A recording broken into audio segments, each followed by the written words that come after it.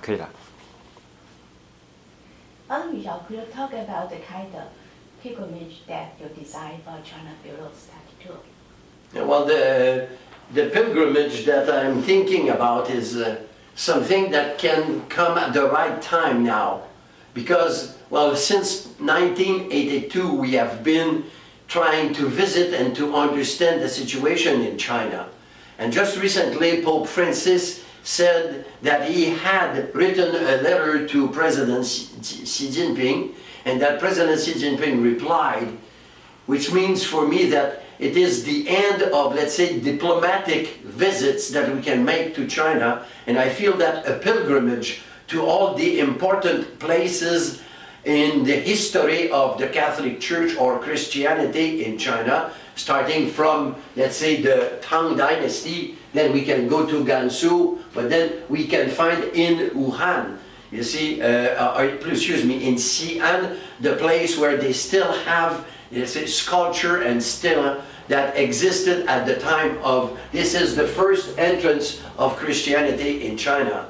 Then we can go to Beijing, because this is where it was the center of the next attempt at evangelization with the Franciscan at the time of Marco Polo. This is the Yuan dynasty. So the first one is 600 something, the second one it is 1100 something.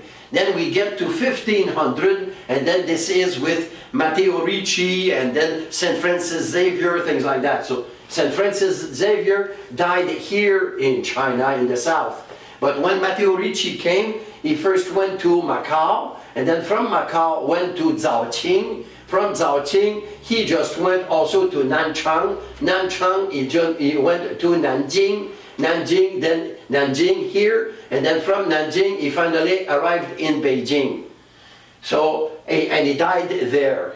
So this is the travel of Matteo Ricci from coming from abroad. He went inland up to Beijing. And then finally, while we are in Nanjing, we can make a little check to Shanghai, because this is where the biggest Catholic diocese exists in China. But this is also the place where the friend of Matteo Ricci, Xu Guangqi, he was born there. So then if we go to that place, then we also see the place where the most famous, let's say, convert and disciple of Matteo Ricci was Xu Guangqi. So with that, we can follow the whole, the different places where Christianity, say, has been in China from the 7th century until today. You mentioned about the idea of going to China with only our board members. Could you elaborate a little more? Yeah, well, it's because, well, since we moved into California, well, now we have a new board, an expanded board with also associate board members.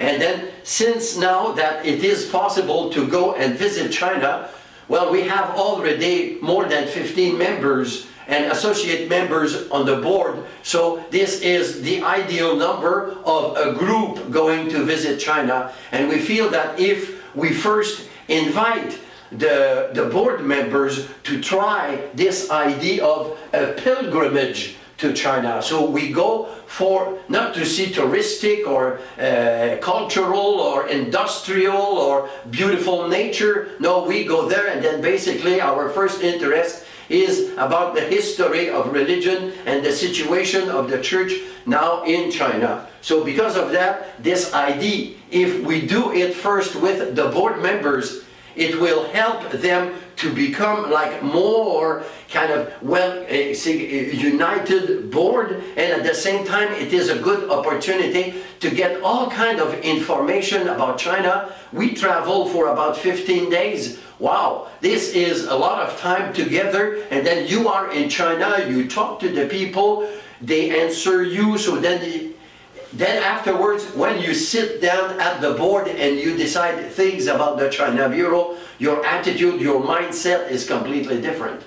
That's the good idea. Great, yeah. How about organize a China tour or pilgrimage with a Chinese Catholic here in Well, we want to try it first with the board members, and then if I believe that this pattern will succeed. Because after the Olympic, so many people around the world went to visit China. And then after the World Trade and the World Fair in Shanghai, 世界博览会, okay? So then at that time also a lot of people went to China. So for the last few years, we had 2 big years where the whole world wanted to go and visit China. So now, okay, to visit China just like that, it's already passé, because people who since 1982 wanted to visit China, they have time. Now I think that it is much proper if we can use the kind of trip. We will be going to the most important places. We will be in Canton, we will be in Nanjing, we will be in Shanghai, we will be in Beijing, we will be in Xi'an. All these places, the Terracotta Warrior, this is Xi'an. You want to see the Great Wall, you go to Beijing. You want to see the metropolis of China, the big skyscraper and everything, you go to Shanghai. So because of that, yes, you go to touristic places, but our angle or our camera will be much more tuned to, let's say, the history of Christianity and how Christianity and China, how do they work together? Because it is always that kind of interaction that is going on through history. Yeah, that's good. Thank you. Thank you, Father. Thank you for listening.